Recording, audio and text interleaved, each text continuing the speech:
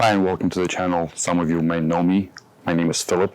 If you're new and you're just joining, welcome. As you may or may not know, my channel is a mashup of various things that you could easily do by yourself at home. And today I have a new and very random topic. It still falls into the DIY home project category, but this time it has to do with living creatures. This time I want to share a project that I have been working on for a while, and it's about the chicken ownership in the city. About what we did and some mistakes that maybe I can help you avoid in your chicken ownership. If you're interested, please keep watching. So, my girl has been asking me to get chickens for years, and like any person who was raised in a big city, I did not go for it. After all, eggs are not that rare.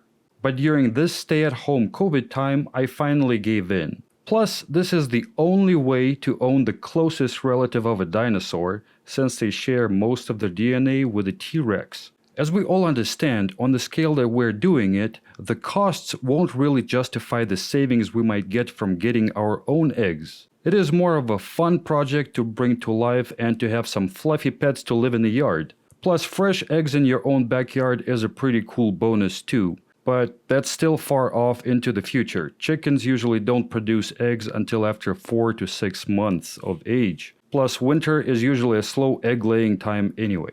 So first things first. Deciding to purchase chickens, you want to check your city ordinance to find out what is allowed and what is not. So for example, in San Antonio, since 2017, you can have up to 8 hens inside the city limits, but having a rooster can be a problem. Prior to 2017, the limit was 3. Prior to 2010, it was 5. So that push for a decrease in 2010 was done in order to curb the breeding for the purpose of cockfighting. I guess that was a thing here.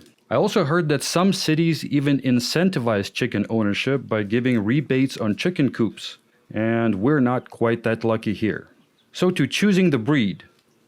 So when choosing the breed, we had to consider several things. Is it a good egg-laying breed? And in case if we wanted to maximize the amount of eggs that we wanted to get from them. You also want to take a look at the temperature consideration, how adaptable they are to your specific climate. Here it's very important because it does get pretty hot in the summer.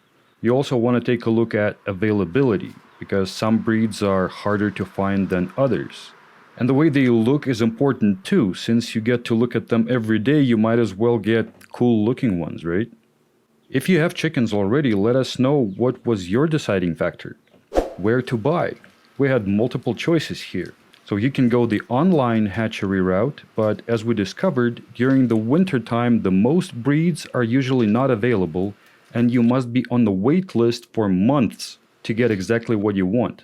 There are a lot of breeds available during the winter, but it's kind of a hassle if you want something specific. Most hatcheries will require you to purchase multiple chicks of the same type, so they can stay warm during the shipping process. And shipping can be also anywhere from $30 to $80. And that's if they even offer shipping during the colder months. We're in South Texas, so we just didn't figure these obstacles into our plan from the beginning.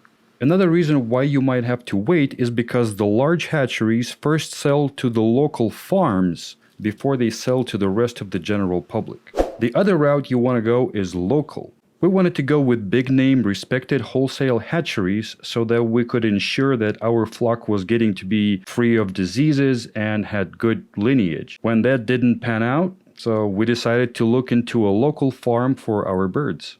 This is Texas after all, and we were just a short drive from several rural farming areas. So we looked on Craigslist and called around until we found a farm that had everything that we wanted. We went to Country Girl Chicken Farm just outside of San Antonio, where we were able to look at all of the birds in their separate enclosures. We were able to see some of the parents of our new chickens and how clean the areas were kept and how and what they were feeding them. We even got to know the owners and their kids for a bit before we got a crash course in emergency vet care for the chicks we picked out. These nice folks even talked us through our first medical emergency with one of the chickens. Their expertise has been invaluable, and I highly recommend the in-person purchase instead of ordering through the mail. I'll place the link to the Country Girls page in the comments below. The price per chicken depends on its age and the breed rarity. The older the chicken, the more expensive it gets. The price also ranges between the sellers, and I think we got an amazing deal for ours, especially considering that there was no shipping or minimum order fees tacked on top. And we got cool birds of different breeds that we wanted in the same purchase. Let us know if you know of an online hatchery that carries various breeds year-round. So we picked up 3 chickens in 3 different age groups. When you get new chickens, you want to have at least 2 so they are not bored being alone. Plus, if you get them really young and depending on your conditions, not all of them might make it. As they age, there is also a chance that some will end up being roosters, and that is why we got 3. Plus, I really wanted one of them since she was tiny fluffy thing that eventually will be bigger than the rest, so I can't wait to witness that transition. So here are the girls, or at least we hope that all 3 will be girls. By the way, I did not name these birds, so I have my own names I use, and maybe eventually we'll shake out whichever ones stick. I vote for mine. So the contenders here are: the brown one is Petunia. She's a bantam Brahma chicken, and she was already 2 months old when we picked her up. As of the taping, at 13 weeks, she is almost 3.5 months old. She is currently still the biggest and acts like a boss, which will probably change very soon. Bantam in the name means that she is a miniature version of the Brahma. She will get to grow up to being only about 34 ounces, which is 2 pounds, so she'll be really small. For comparison, the full-size Brahma hen, non-bantam, can reach almost 10 pounds. So Petunia, or as I call her Master P for her bossy character, is an equivalent of a toy dog in a purse. Right now she is at the top of the pecking order and she orders the other 2 around. She tells them what to eat and where to eat and what time to go to sleep. But her dreams of world domination will come to an end probably in less than a month. So Brahma is an American chicken breed which was developed from a Shanghai breed of chicken imported from China in the second part of the 19th and the first part of the 20th centuries. They are known for being good egg layers even in the winter. And the furry pants are too hilarious to pass up. Just look at her. Regular stereotypical chicken on top with crazy bell bottoms on her feet. So it's a cool looking tiny chicken which will produce much smaller than average eggs, and if you pet her, she purrs almost like a cat. The black and white striped one, the one that looks like a crow or a hawk of some sort, is Gertrude or Gertie. When we got her, she was 6 weeks old and now she is 11, so almost 3 months old. At first she was Master P's sidekick, but as she is growing up, she's starting to challenge her. Plus, she looks kinda gangsta, so I call her the G-Unit. She's very adventurous and will lead the rest astray fast. Good thing that our yard is the size of a postage stamp, but when we open the chicken run gate to the yard, she is the first one to go exploring. And of course the rest will follow her. At the current age, she can already easily fly up about 3 to 4 feet. Gertie is a barred rock, also known as a Plymouth Rock breed. They are one of the most common chickens you can find in America, and they are raised both as meat birds and egg-laying hens, which produce the most common brown egg. She is destined to weigh about 6.5 pounds, next to Master P's expected 2, so you can already see the difference. Rounding up the gaggle, in the 3rd position is Florence. We got her just at 3 weeks old, which is pretty young. When all 3 were at first kept in a spare bath, she was the one who wanted to be closest to the heat lamp. While raising chickens, it's important to slowly lower the ambient temperature in their habitat. At first, when they arrived, we kept their temperature at 95 degrees, and then slowly dropped it and eventually completely removed the heat lamp. Now at 8 weeks old, Florence is fine cuddling with the other 2 inside the coop even when the temperature dips below 40. She is the little sister who is always falling behind and runs trying to catch up to the cool and older kids when they kind of leave her behind. So she kind of flows with the group, so I call her Florida. I picked Flo after I saw her mom at the farm. Basically, I expect her to stay the same ball of blue feathers with a huge white Q-tip for the butt. Plus, she should get it even bigger than the G-Unit, adding to Master P's confusion. Blue Cochins are a variation of the Cochin breed, formerly known as Cochin China. They also come from the original Chinese chicken roots, just like the Brahma, identified by their furry feet. What she might lack on the projected egg production, with just 2 to 3 eggs per week, she will make up for a sheer size and massive presence, and maybe even some kind of predator deterrent.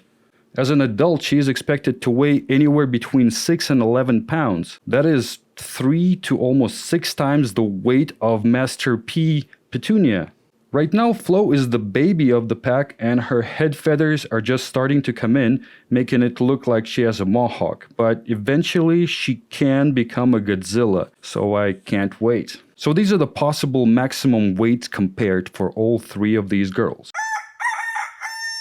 If any of the girls turns out to be a rooster, we obviously can't keep him, so the choice is between eating him or giving him away. In our case, since all the chickens are from interesting breeds, we'll just probably give him away to someone from the local chicken community or back to the place where we got him, maybe as a trade for a new chicken. Most cities seem to have a vibrant online chicken communities. The San Antonio area Backyard Chicken Group on Facebook is an example of such a tight-knit group, which is currently at about 4,000 members, I think. Back to the rooster issue. Let me know in the comments if you think one of ours is a rooster. If I was a betting man, I would say it's Master P Petunia.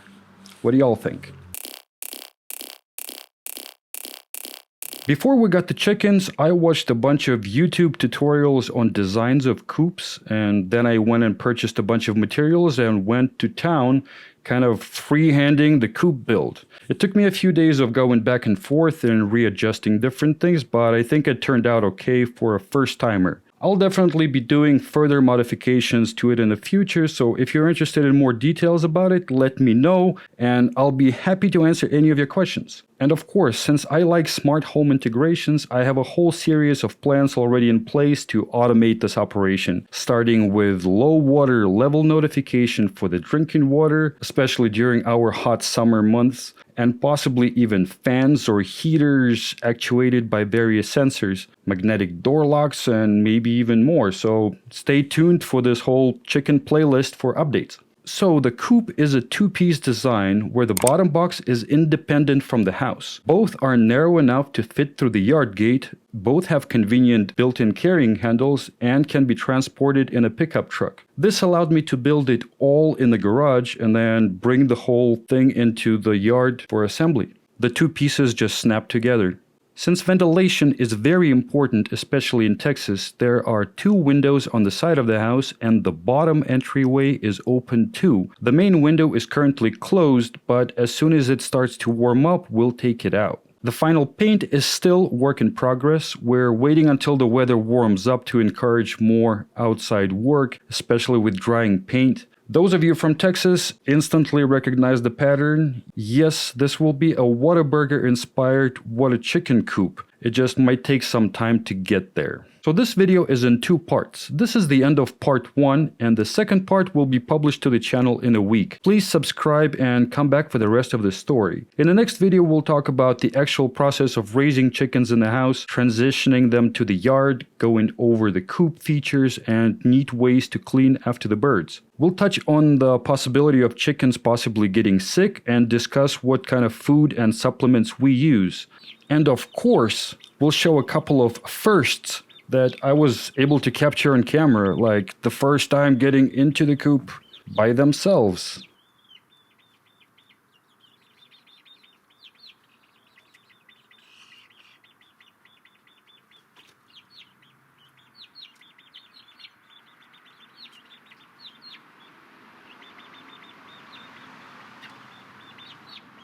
So thanks for watching, and I'll see you guys next week.